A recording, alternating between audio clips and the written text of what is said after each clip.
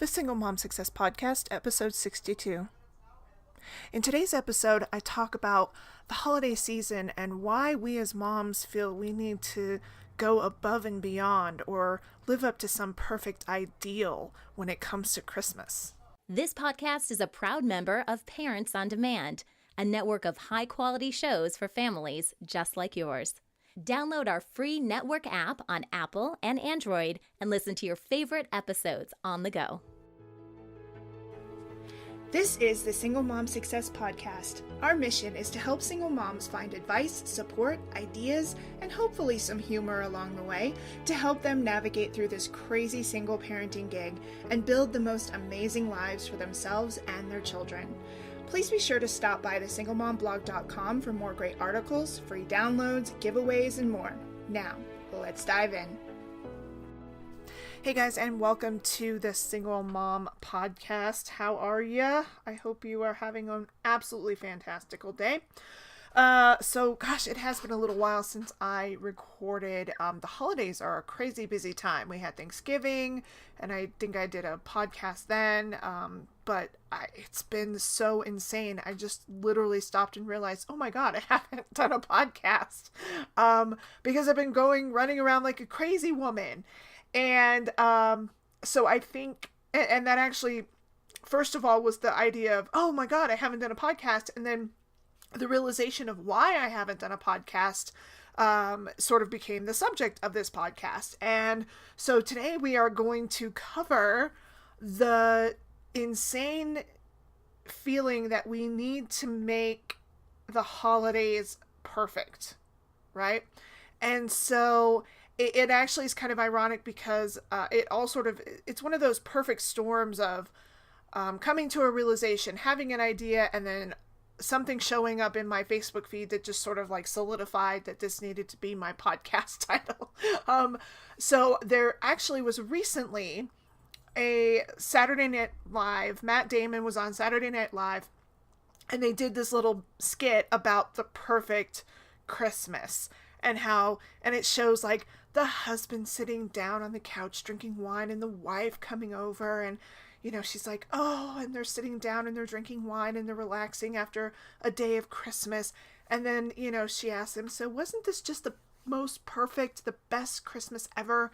And they start going over about, oh, the most perfect thing, and oh, were my family, did they bother you too much, and this and that, and oh, thank you so much for staying up and doing that, building that present, and didn't, the kids just love all of their gifts, and in between all of these, oh, wasn't it so perfect little bits, it showed like a flashback, and there was like this glimpse of reality of, the husband saying, oh yeah, I think I had a smile on my face from the moment I woke up, and then it shifts over to the kids bursting in at 5:30 in the morning. It's still dark outside, and jumping on the beds, and the husband's like, are you freaking kidding me? Like, and the kids going crazy opening their presents, and the parents just being like half awake, drinking coffee, looking at their children like they almost want to strangle them.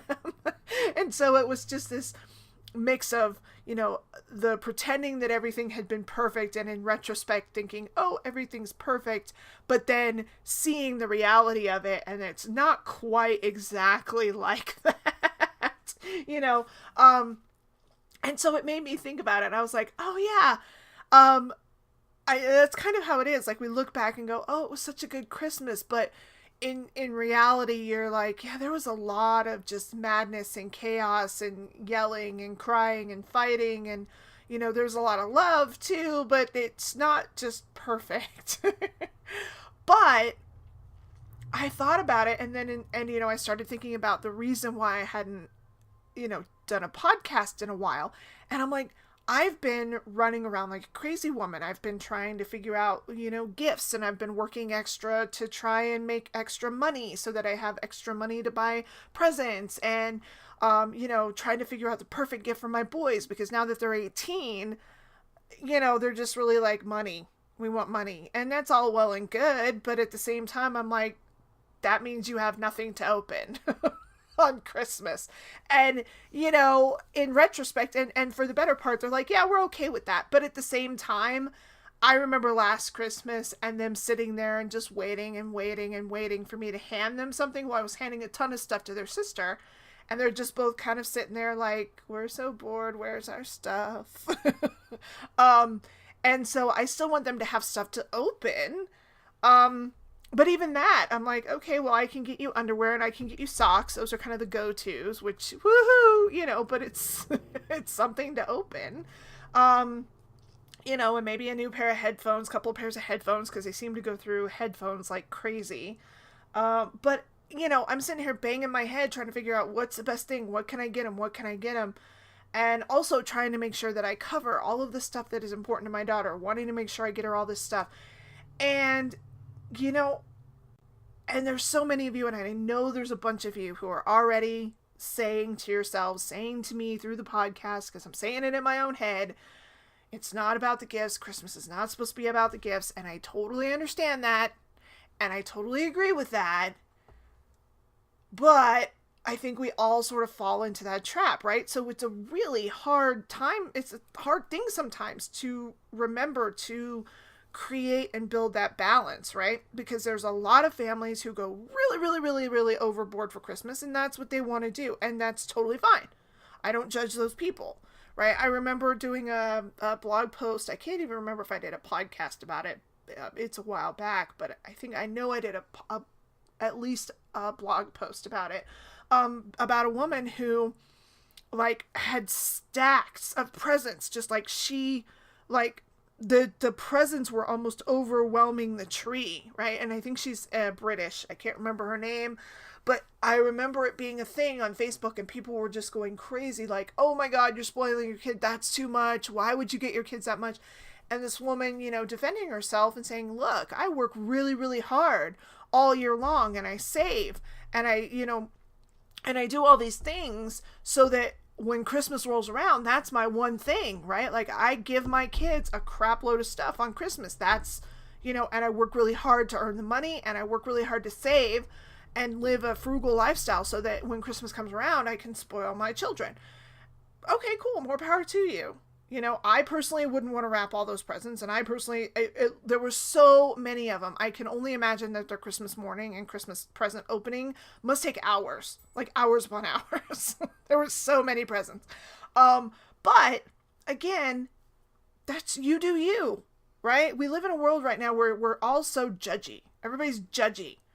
And I think that that's part of the trap that we fall into when it comes to Christmas. Like we start judging ourselves based on, what other families get and what other family members buy, right? Like I had to catch myself constantly because I get really upset sometimes because, I know my ex does better financially than I do. And I also know that he does not pay as much child support as he should be paying based off how well he's doing financially, right? And that's on me because I haven't really broached the subject too much. And the one time I did, it became a fight. And in my mind, for me, yes, it would help me to have more every month. And yes, he should be paying more every month. But I also tend to weigh, do I really want to give up that peace of mind? Like, is it worth it to me? I have not reached a point where it is so important for me to have that money that it's worth just the nonsense and the absolute BS I'm going to have to go through just to get him to pay that extra money. It's just not worth it to me to have that fight right now. However, when things like Christmas roll around, I look at it because I know, the stepmom called me and said, hey, we're looking at buying her concert tickets. And I'm like, oh, wow, I really wish I could do something like that kind of in my head. Now, mind you, I don't want to take them to the I really don't want to take my daughter to the concert they're taking her to. So I'm like, more power to you. Cool. She can go. And then I don't have to, I don't have to subjugate myself to that because I really don't want to. I'm all well and good for listening to one or two of this artist's songs, but I don't know that I want to go to a concert where I'm just bombarded with nothing but that person's songs. I don't think I can hang. So I'm fine. I'm like, if y'all want to suffer through it, go. I'm good. I will take her to, I want to take my daughter to see Pink. That's the concert. Cause I will I absolutely adore Pink. She's an artist I could listen to every single song, and I can sing every single song. I love her, and I love her concerts. They're an absolute, like, from what I've seen, just an amazing show to go to. I'm not a huge fan of concerts as a whole. They're too loud, they're too crowded. I don't like being squished around all those people. It makes me very claustrophobic. So it has to be a show that makes me willing to put up with that. Like, I have to be, like, your show has to be good enough for me to want to deal with that. And there's very few people that I'm willing to do that for. Garth Brooks was one of them, because he puts on a hell of a show. George Strait was one of them, simply because he was a legend and an icon, and I wanted to see him. The Eagles was one, because again, legend, icon, willing to see that, willing to go through the claustrophobia and the uncomfortableness to see that. And Pink is going to be one of them, because she puts on such an amazing show, right? That makes it worth it for me to go. But other than that, if it's just where I'm just watching you run around the stage and scream and sing or rap or whatever, it's not worth it to me to do that. You know, I don't even want to go see Beyonce, and Beyonce is, you know, the queen, whatever, but I don't want to see Beyonce. I'm not that person. She's not that artist for me. She is for somebody else. She's not for me. So I was okay with that. But at the same time, I'm sitting there thinking to myself, you know, or the last year, Christmas, oh, we're going to go on a trip to Mexico, another trip to Mexico, or we're going to do this, or we're going to, so it's like, I get into that competitive or that comparative. I start comparing, and I get really, really down on myself, because I'm like, well, I'm not in a position this year to do that for you, right? I can get you all this other really great stuff, but I'm not in a position this year where I can do that for you, right? When she gets old enough, and there starts becoming discussion about a vehicle, right? I guarantee you, if we're still in the same situation, which, you know, honestly, we're not going to be, I'm going to be doing way better. I have no idea what he's going to be doing. But at some point, there'll probably be a discussion about a car, right? And I'll be honest, if that discussion were happening now, I'm not in a position to get my daughter a car, you know? So, and bring on that extra expense. I'm of the mind where if my daughter wants a car, she needs to be able to work to pay for the insurance and the car payment, or at least put something towards it. Her father, however, is more of the person who he's just like, here, here's what you wanted. Here you go. Right. And so there's going to be some clash, but there's always that feeling of comparison. Right. And so I have to really put that in check.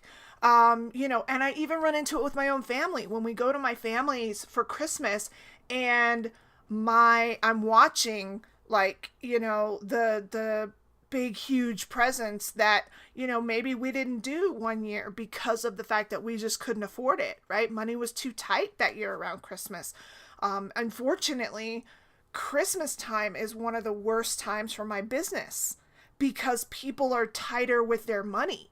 So they don't spend as much money to hire me for my services around Christmas. So it puts a strain on us financially a lot of times around Christmas time, simply because I don't have as much money coming in from my business. Now, at the beginning of the year, it picks back up like gangbusters, because all of the businesses out there that I help, they're like, okay, it's a new year. We want to put money in, invest money into our company, and we're going to do this and we're going to do that. And we're ready to build out our marketing and all of this stuff. And so they're ready to start spending money at the beginning of the year and start diving in. But Christmas time, they get more stingy. They're like, nope, we need to do this because we have to pay bonuses and we have to buy presents and we have to, so they're a little more stingy with their with their business. So it's hard for me sometimes around Christmas because of that. So I see a lot of times with my family members where they have all of these very expensive gifts, and I'm sitting here feeling like crud, you know. Also, I felt crappy because I would get gifts from family members. They would give me gift cards and gift certificates to places. Like, you know, I would get hundreds of dollars of gift cards from family members that I just hadn't had the money to buy anything for. And I felt terrible. Like, I felt like the worst family member because I couldn't contribute back to them what they were giving to me.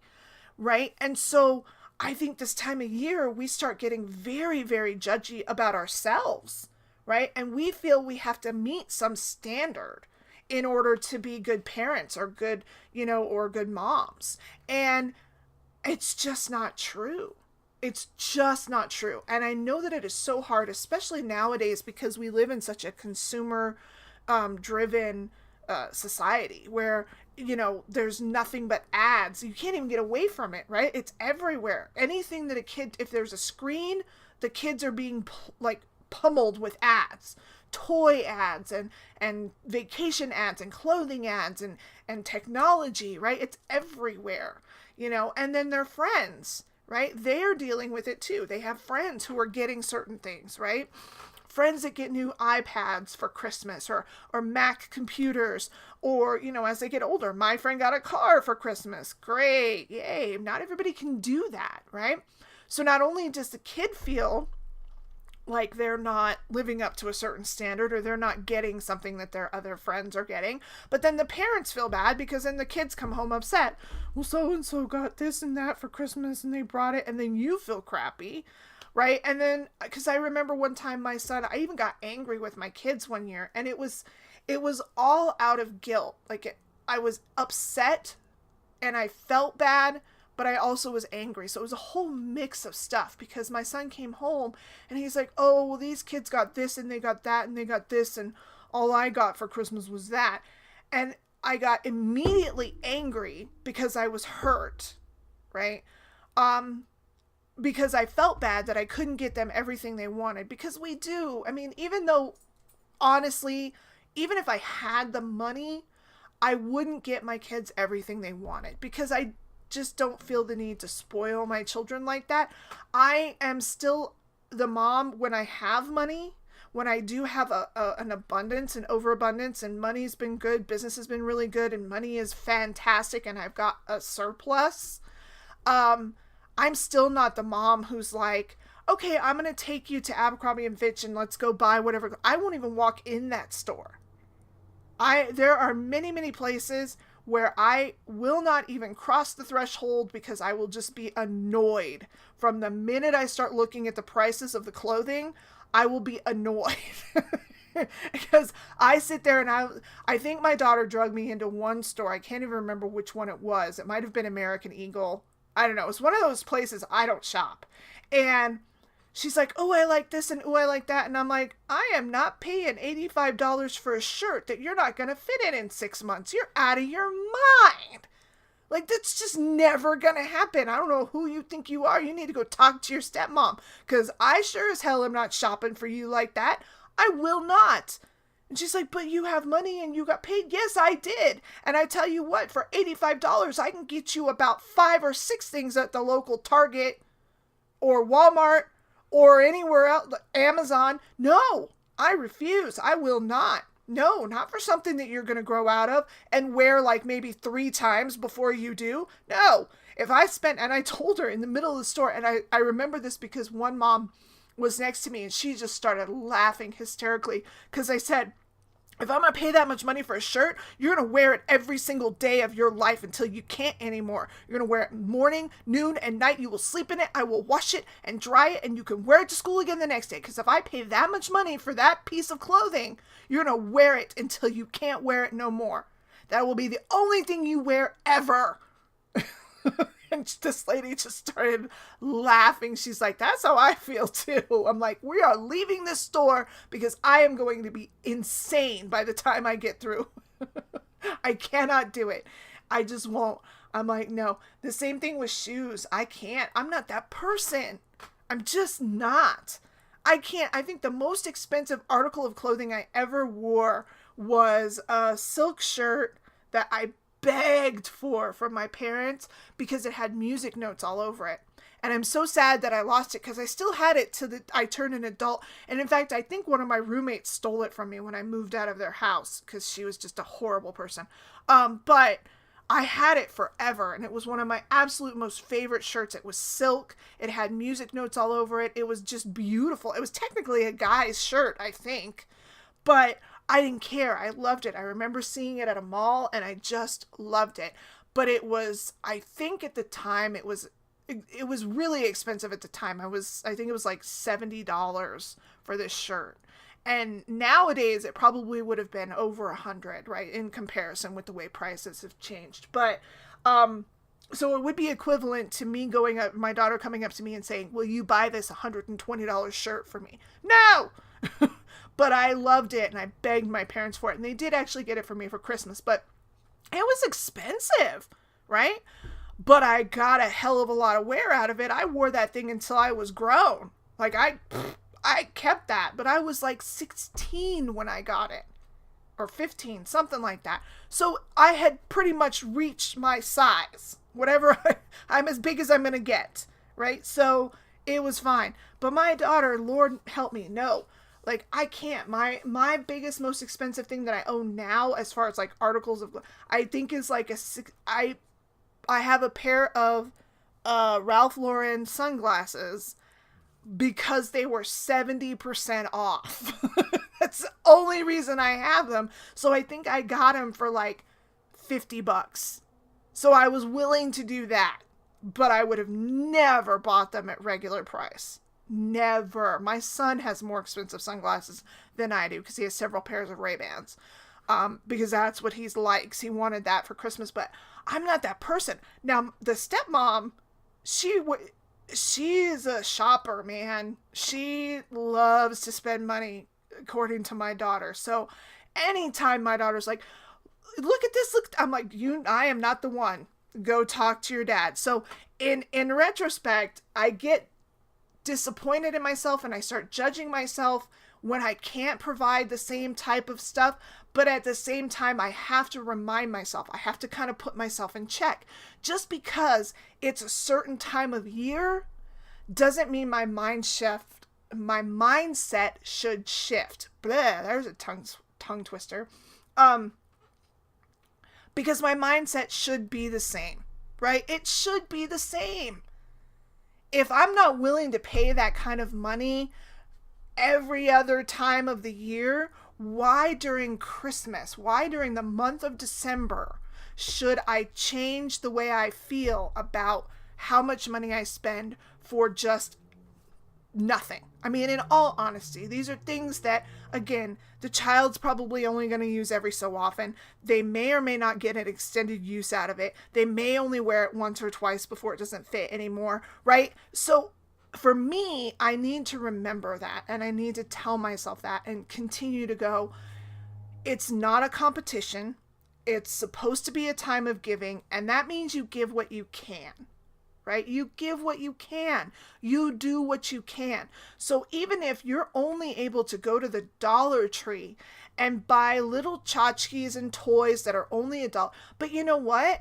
I'm telling you right now, I miss those days.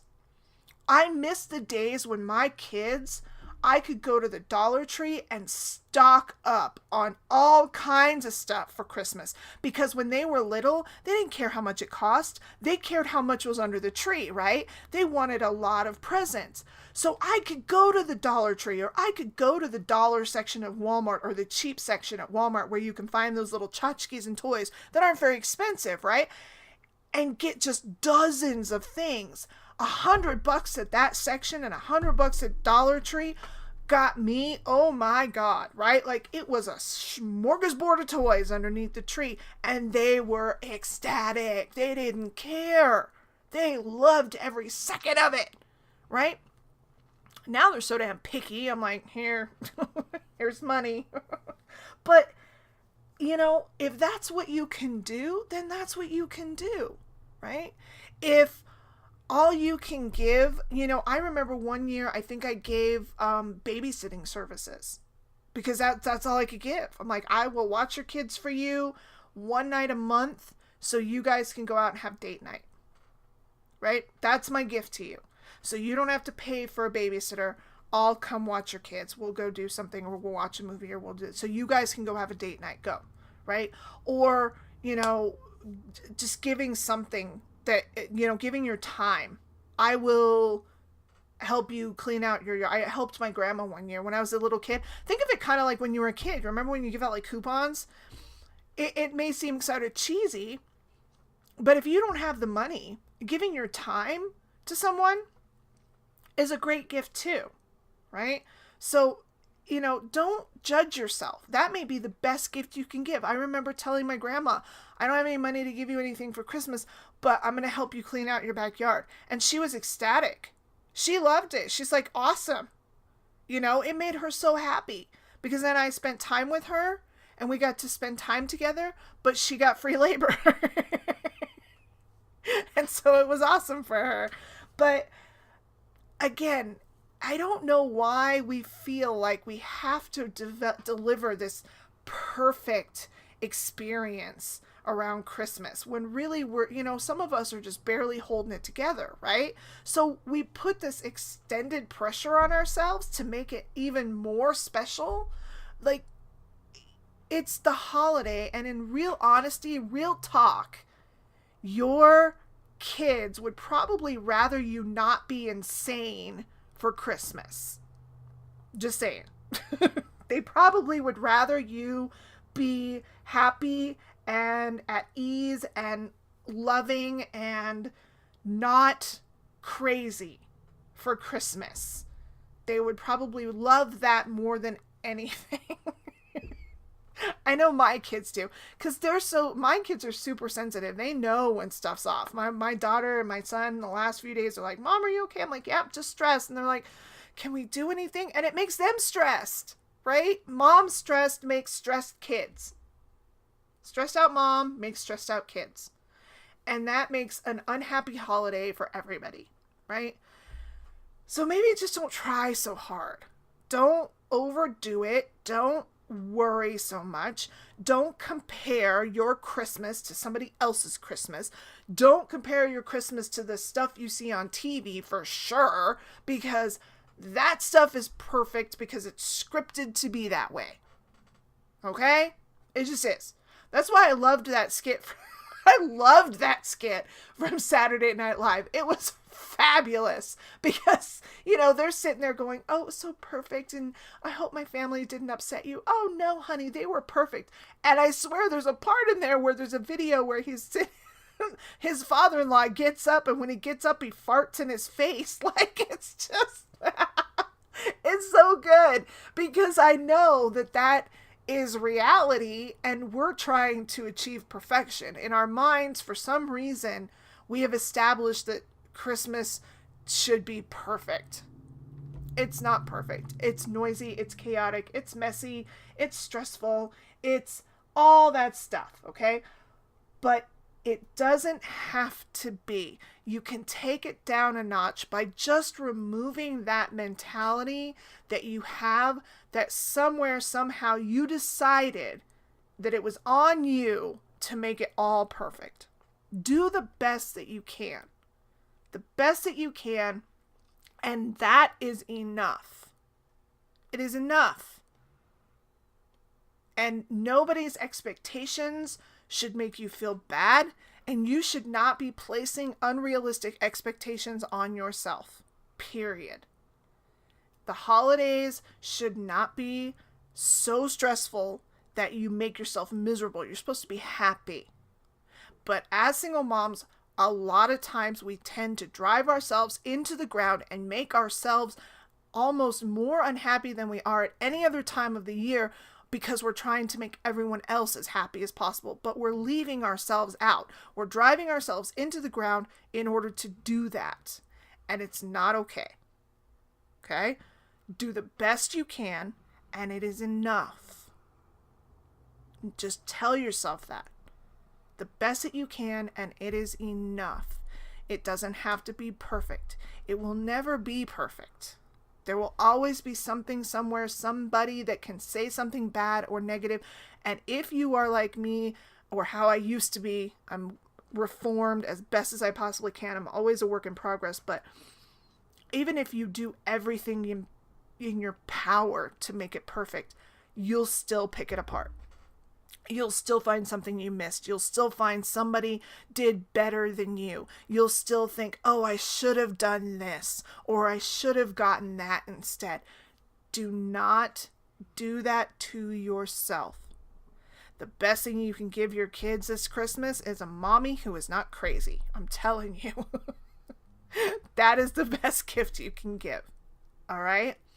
So I hope that this was helpful. Please, please, please make sure this time of year, especially, you are taking care of yourself. It is so important, because if mommy is not good, nobody else is good. I'm just telling you. All right? Take care of yourself. Enjoy your holiday with your loved ones, whether you celebrate Christmas or Hanukkah or Kwanzaa or Festivus or nothing at all. Enjoy it. Be merry. Live in the moment. Enjoy the time with your loved ones. And I hope to see you, well, not see you, but I hope you tune in again soon, and I'll talk to you later. Happy holidays. Thanks for joining me today for the Single Mom Success Podcast. I hope that you enjoyed it and that you found it inspirational in some way. Don't forget to visit thesinglemomblog.com for more of our podcasts, articles, downloads, and free giveaways. I hope that you have a fantastic day, and never forget that you are amazing.